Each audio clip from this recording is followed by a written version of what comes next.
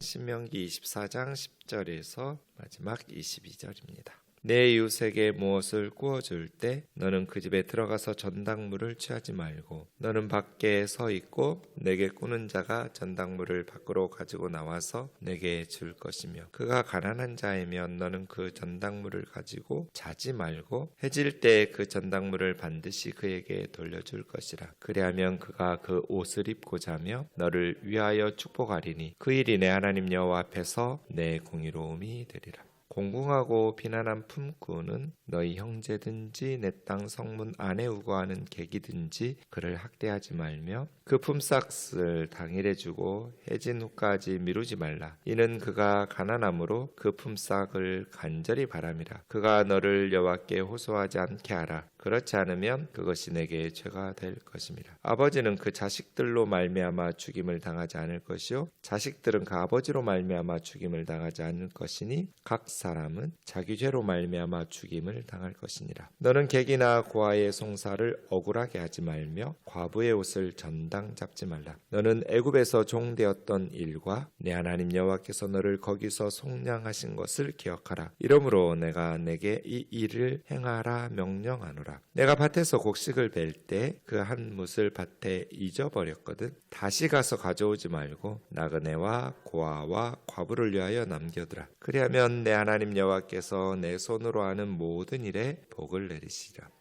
내가 내 감람나무를 떤 후에 그 가지를 다시 살피지 말고 그 남은 것은 객과 고아와 과부를 위하여 남겨두며 내가 내 포도원의 포도를 딴 후에 그 남은 것을 다시 따지 말고 객과 고아와 과부를 위하여 남겨두라. 너는 애굽 땅에서 종되었던 것을 기억하라. 이러므로 내가 내게 이 일을 행하라 명령하노라. 아멘. 계속해서 세부법에 대한 말씀들이 이어지고 있습니다. 거룩이라는 뜻은 구별됐다는 거죠. 세상 사람들과 다르게 산다는 뜻이 거룩이에요. 근데 이제 저는 그냥 다른 사람하고 다르게 사는 것, 독특하게 사는 것이 거룩이 아니라 문자적으로는 그런 의미이지만 하나님을 닮아가는 걸 거룩이라고 가르쳤거든요. 우리가 하나님의 백성이니까 하나님 아버지를 닮아가는 것, 이게 거룩이다. 이게 진짜 거룩한 것이다 라고 생각해요. 그럼 이제 오늘 말씀에서도 보면 하나님께서 우리에게 이렇게 살아라 라고 말씀하신 것은 이게 가나안 땅에서 들어가서 살아가는 하나님의 백성들의 삶의 방식이잖아요. 그러니까 하나님은 이렇게 살진 않아요. 물론 하나님은 훨씬 더 착하게 사세요. 근데 인간은 죄성이 있잖아요. 그래서 이걸 저는 이제 사랑과 율법 안에 이렇게 말하거든요. 하나님은 사랑으로 사세요. 사랑으로 산다는 것은 최대한이에요. 사랑하는 사람에게는 아까운 게 없잖아요. 제가 지난 주일 칼럼에도 썼지만 저희 어머니가 이렇게 정신 왔다 갔다 하시는데도 불구하고 명언 제족이라고 엄마는 어떻게 그렇게 훌륭한 말들을 하시느냐고. 자식은 주고 싶은 도둑이래요. 맞죠? 부모는 자식에게 다 뺏겨요. 근데 아깝지가 않아요. 부모는 자식에게 도둑같이 다 가져가는데 부모의 것을 마치 지 것인 것처럼 주고 또 주고 싶죠. 그 부모예요. 그래서 자식은 주고 싶은 도둑이라고. 줘줘도 아깝지 않은 그게 자녀라고. 맞죠?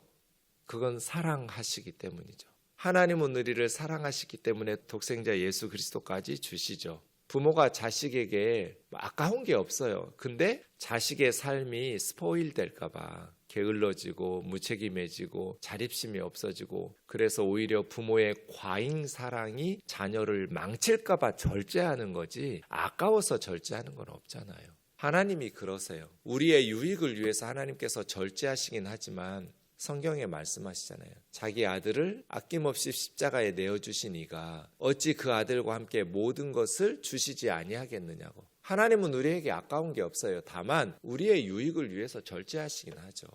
그건 사랑이에요. 우리가 누구를 사랑하면서 산다는 것은 그건 법이 필요 없어요. 사랑하는 사람에게 악을 행하지는 않으니까요. 아까운 게 없이. 근데 신명기는 뭐예요?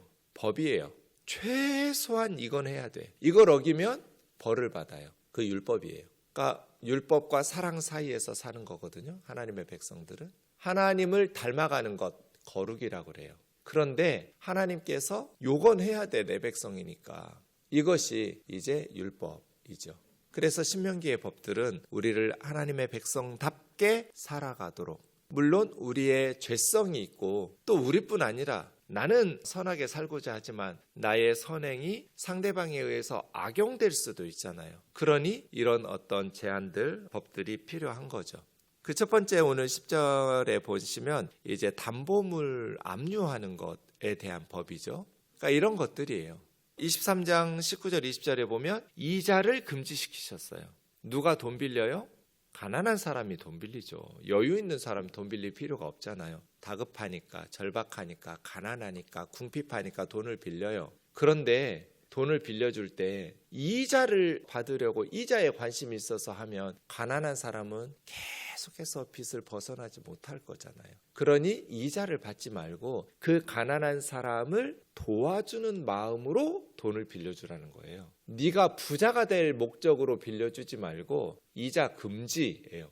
근데 이것이 악용될 수 있잖아요. 세상 모든 사람들이 정직하고 책임감 있게 산다면 남의 돈을 빌렸으면 얼른 갚으려고 하니까 그런 어떤 이자도 안 받으니까 열심히 본전이라도 갚아줘야지 나에게 돈 빌려준 사람 피해 없도록 이게 맞는데 인간은 죄성이 있고 나의 선함이 상대방에게 악용될 소지가 있으니까 이자는 금지시키지만 담보물로 이렇게 압류하는 건 허용한 거예요.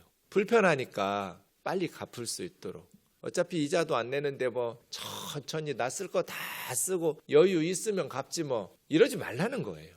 그건 나쁜 거잖아요. 날 도와주겠다고 돈을 빌려줬는데 이자 받지 말라고 하나님이 하셔서 이자도 안 받는데 어떤 이자도 받으면 안 돼요. 이스라엘 사람에게는. 이것이 악용될까 봐 외국에서 와서 사는 사람들에게는 이자를 받도록 허용했어요. 그러나 같은 이스라엘 백성들에게는 이자 금지예요. 그렇다고 그래서 그냥 마음 편히 세워라 내워라 하면서 남의 돈 빌린 것도 그냥 모른 척하고 이러지 말라는 거예요. 그래서 압류, 담보물을 허용하신 거예요. 이게 이제 율법과 사랑 사이에서예요.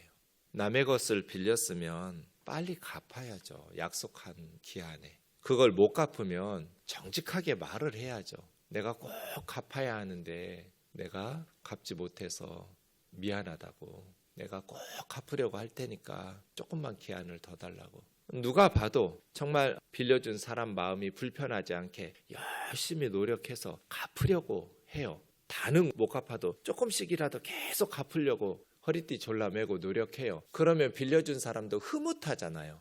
하나님의 사랑으로 말씀에 순종하면서 도와줬으니까. 그런데 남의 돈을 빌려놓고 그렇게 모른 척하고 자기를 위해서는 다 하면서 그렇게 빌려준 사람 어려움 당하도록 이렇게 뻔뻔하게 살면 이스라엘에서 이제 이런 좋은 제도와 시스템은 무너지는 거죠. 안 빌려주죠. 누가 빌려주고 싶겠어요.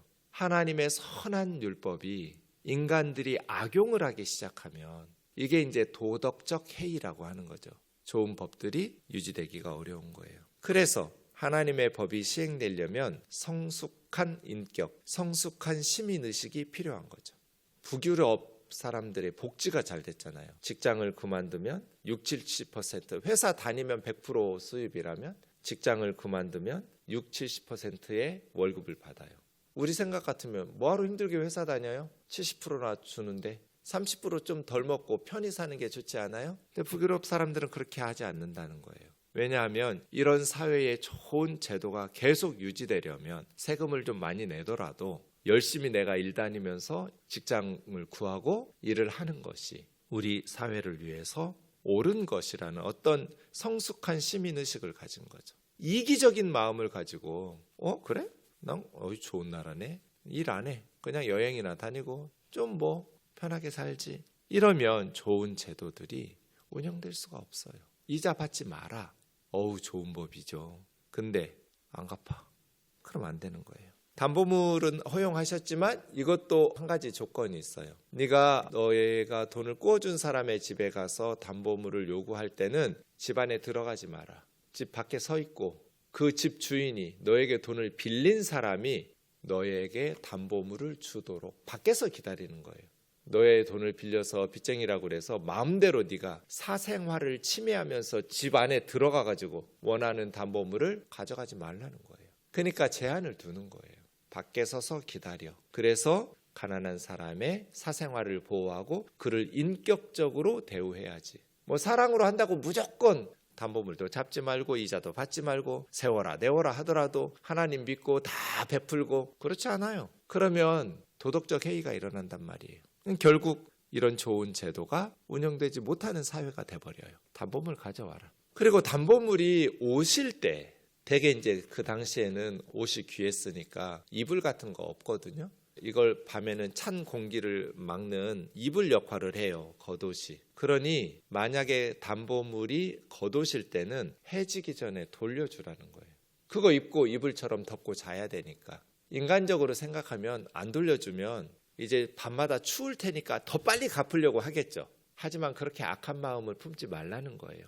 불편하겠죠. 낮 동안에 겉옷을 담보물로 가지고 있으면. 하지만 밤에는 덮고 잘 수 있도록 돌려주고 그 다음날 아침에 또 잡아놓는 거죠. 뭐 빨리 갚아 이런 식으로. 그러니까 하나님의 법이 무조건 가난한 약자의 편을 들지도 않지만 그렇다고 해서 부유하고 이렇게 돈을 빌려준 사람이 자기 맘대로 괴롭히고 사생활을 이렇게 침해하도록 하지도 않는 것이죠. 그 다음 14절부터는 품삯 이야기인데요. 가난한 품꾼이 너희 집에서 일했을 때 품삯을 밤새도록 해질 때까지 가지고 있지 말고 약속한 날 당일에 주라는 거예요.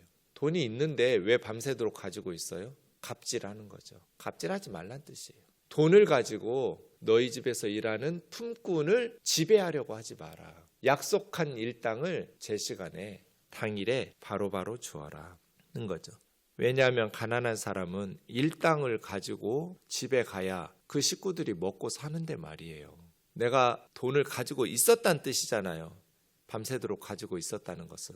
해질 때까지 돈을 가지고 있었다는 것은 일 시킨 사람이 돈이 있었음에도 불구하고 월급을 줄 돈이 사장님이 없으면 어쩔 수 없죠. 주고 싶어도 못 주니까. 하지만 사장님이 월급 줄 돈이 있는데 직원들을 갑질하고 컨트롤하느라고 자기 입맛대로 다스리고 이끌어가느라고 월급을 미루고 체불하고 이런 거 하지 말라는 거예요. 왜냐하면 가난한 사람이 너에게 일당을 받고 월급 받지 못해서 하나님 앞에 호소하면 하나님께서 너를 징계하실 테니까.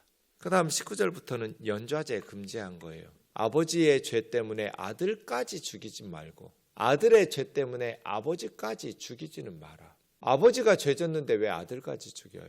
아들이 죄를 졌는데 왜 아버지까지 죽여요? 연좌제 금지. 각 사람은 자기 죄 때문에. 그래서 아무리 악한 흉악범의 자녀라 할지라도 그 사회에서 훌륭하게 기여하면서 살아갈 수 있도록 착하게 살아갈 수 있도록 도와주는 사회가 좋은 사회죠. 계속해서 누구 아들이야 누구 엄마야 해가면서 연좌제식으로 정죄하고 비난하면서 살지 말라는 거죠. 너희 아버지가 살인자니까 너는 그냥 행복하게 살 생각을 하지를 마라. 너는 제대로 된 사회의 구성원으로 살 생각을 하지를 마라. 이러지 마라. 각 사람의 죄는 각 사람이 감당할 수 있도록 하라. 물론 십계명에 보면 5장 9절에 아비의 죄를 3, 4대까지 하나님께서 이렇게 책임지게 하신다. 그건 하나님의 판단이고요. 사람들이 3, 4대까지 연좌제를 물어서 정죄하고 벌을 주지는 말란 뜻이에요. 하나님께서 그 대가족 사회니까 부모나 그런 어떤 권위 있는 윗세대들의 잘못이 후손들에게 영향을 미치죠. 우상숭배나 이러한 것들이. 그래서 3, 4대까지 가요. 물론 그렇다고 해서 기계적으로 반드시 3, 4대 형벌하는 건 아니고요. 히스기야의 아버지 아하스는 자식을 산채로 불살라 바친 인신제사를 바쳤던 악한 우상숭배자였어요. 하지만 그의 아들 히스기야가 하나님 앞에서 종교개혁을 하면서 정직하게 사니까 하나님께서 복을 주시잖아요. 히스기야 왕에게는. 무조건 3, 4대로 하는 것이 아니라 자식이 정신을 바짝 차리면 같은 세대의 가족이 대가족으로 그 시대는 함께 사니까 같은 지역에서 영향을 받아 3, 4대까지 가긴 하지만 그 악한 부모의 우상숭배나 범죄 행위를 자녀들이 후손들이 본받지 않고 하나님을 섬기며 바르게 살 때에는 하나님께서 히스기야처럼 복을 주시죠. 부모의 그러한 선행을 1000대까지 하나님께서 복을 주신다고 해서 그것도 자동적으로 기계적으로 무조건 받는 건 아니죠. 히스기야가 그렇게 하나님 앞에 바르게 살았지만 그의 아들 므낫세는 이스라엘에서 가장 악한 왕이었어요. 남유다 20명의 왕 중에 가장 악한 이렇게 악한 애들은 좀 통치 기간이 짧아야 되는데 55년이나 므낫세는 가장 길게, 다윗보다도 15년이나 더 길게 왕의 자리에서 통치했어요. 결국 히스기야의 아들 므낫세 때문에 유다와 예루살렘은 바벨론에게 멸망했다고 성경이 말하는데요. 아버지가 그렇게 히스기야처럼 경건하고 하나님 보시기에 정직하게 살았어도 아들이 아버지의 신앙을 이어받지 못하고 우상 숭배하고 악하게 사니까 결국 므낫세는 비참하게, 므낫세가 이사야 선지자 톱으로 썰어 죽인 왕이잖아요. 바른 말하는 선지자들은 톱으로 썰어 죽이고 악한 우상 숭배자가 되니까 아버지가 아무리 히스기야라도 자식 때는 하나님의 징계를 받죠.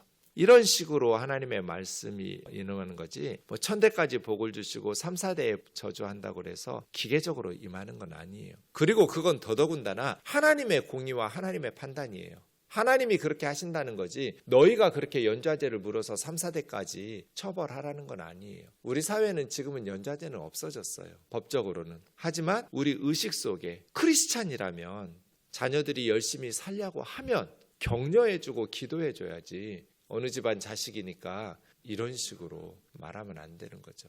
저는 전두환 씨 손자 위해서 기도해요. 할아버지의 잘못을 용서해달라고 광주에 가서 눈물로 참회하고, 아, 얘는 진짜 회심했구나, 진짜 크리스찬이 됐구나. 미국에서 전두환의 손자이지만 정말 그렇게 말씀 안에서 바르게 살려고 하면 잘했다고 하고 기도해주고 그 아이의 인생이 잘 하나님 나라 일꾼으로 기여하면서 우리 사회에서 내가 비록 나쁜 그러한 일을 행한 할아버지의 손자이지만 정말 우리 사회를 위해서 바르게 기여하면서 살아가야겠다, 이런 선한 마음을 가질 때는 도와줘야죠. 세상 사람들은 뭐라고 손가락질해도 우리 크리스찬들은 격려해주고 응원해주고 기도해주고 잘못한 것에 대해서는 각자 책임지게 하지만 바르게 하나님 앞에서 살아가고자 하는 살인자의 자식들은 아비의 죄 때문에 죽이지 마라. 17절은 과부나 고아의 그러한 송사를 억울하게 하지 마라. 이 말씀 수없이 반복하고 있죠. 사회적 약자예요. 재판은 죄졌으면 죄진 만큼, 하지만 가난하다고 그래서 고아라고 그래서 과부라고 그래서 억울하게 재판하고 송사하지 마라. 또 과부의 옷은 전당 잡지도 마라. 약자를 보호해라. 너희도 애굽에서 종이었지 않았냐는 거죠. 마지막 19절부터는 이제 추수할 때인데요. 이삭을 주울 때 다 줍지 마라. 보아스가 그랬죠. 룻기에 나오는 나오미의 며느리 모압에서 온 룻을 위해서 보아스가 조금씩 흘려줘라. 이런 걸 거룩이라고 그래요. 거룩이라는 주제의 가장 중요한 성경이 레위기 19장이거든요. 레위기 19장에도 이 말이 나와요.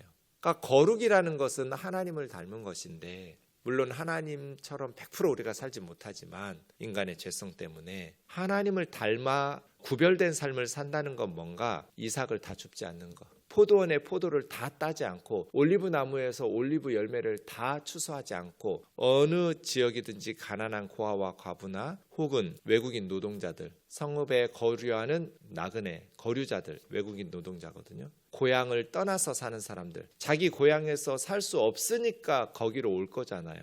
타 지역에서 와서 살아가는 사회적 약자일 수밖에 없잖아요. 그들을 위해서 남겨두라는 거예요. 이걸 거룩이라고 그래요. 반 모퉁이에 추수를 다 하지 않고 남겨두는 것. 저는 하나님 너무 좋아요. 이걸 기계적으로 수차적으로 하지 않은 것도 좋아요. 10분의 1씩은 남겨두어라. 반 모퉁이를. 이삭 줍기를 20분의 1씩은 하지 말고 흘려두어라. 이러지 않으셨어요. 왜냐하면 집집마다 상황이 다르잖아요. 각각 상황에 따라서 믿음의 수준에 따라서 알아서 하는 거예요. 여유 있는 사람, 하나님을 더 믿고 신뢰하는 사람은 남겨놓는 이삭이, 남겨놓는 포도와 올리브 열매가 좀 더 많겠죠? 근데 뭐 아이들을 가르쳐야 된다거나 좀 힘들 때가 있잖아요. 돕고 싶어도. 그럴 때는 남겨놓는 이삭과 포도 열매와 올리브 열매가 좀 작겠죠. 각자의 믿음의 분량대로, 각자의 생활의 형편에 맞춰서 남겨두라는 거예요. 그러나 반드시 가난한 자들을 기억해라. 그러면 내가 너희 손으로 하는 모든 일에 복을 줄 거야. 나 믿고 한번 해봐. 그런 나라에서 살아보고 싶지 않으세요? 너무 좋은 나라 아니에요? 하나님이 꿈꾸신 나라. 모세가 죽기 전에 이런 설교한 거예요. 요단강 건너서 하나님이 주시는 젖과 꿀이 흐르는 가나안 땅에 들어가거든 너희는 포도 열매를 다 따지 마라. 올리브 열매를 다 따지 마라. 남겨두어라. 가난한 자들을 위해서. 이삭을 다 줍지 마라. 반 모퉁이까지 네 땅에서 네가 1년 동안 농사지어서 고생한 거라고 해서 다 너 혼자 먹으려고 하지 마라. 네 거지. 하지만 가난한 자들을 위해서 남겨둬라. 그러면 내가 채워줄게. 가난한 자들에게 도와주는 건 나에게 돈 빌려주는 거하고 똑같아. 내가 갚아줄게. 기도하겠습니다. 사랑하는 하나님 아버지, 우리 가난하던 시절이 있었습니다. 나라 빼앗기고 일본에게 피눈물 나는 가슴 찢어지게 아픈 시절도 있었습니다. 하나님의 은혜로 우리나라가 풍요로운 나라가 되었습니다. 이제 어떻게 살아야 할까요? 애굽에서 노예로 살던 이스라엘 백성들, 광야에서 만나와 메추라기만 먹던 그들이 이제는 땅의 주인이 되고 풍요한 삶을 살기 시작할 텐데 어떻게 살아야 할까요? 하나님 주신 말씀을 잘 새기고 이 말씀의 정신을 실천하며 살아가는 우면동 교우들이 되게 하여 주옵소서. 예수님의 이름으로 기도하옵나이다. 아멘.